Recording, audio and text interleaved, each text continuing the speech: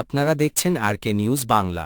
বগুড়ার Akbaria grand hotel ১২টা বাজার পর প্রতিদিন রাতে কর্মহীন ও ক্ষুধার্ত মানুষকে খাবার বিতরণ করে থাকে। হোটেলটির প্রতিষ্ঠাতা আলহাজ আকবর আলী এই উদ্যোগ শুরু করেন এবং তার উত্তরসূরিরা বিগত ১১৪ বছর ধরে এই মানবসেবা চালিয়ে যাচ্ছেন।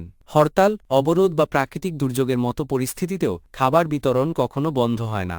স্থানীয় স্বল্প আয়ের মানুষ, ভিক্ষুক এবং ছিন্নমূল মানুষ প্রতিদিন এখানে খাবার নিতে আসেন।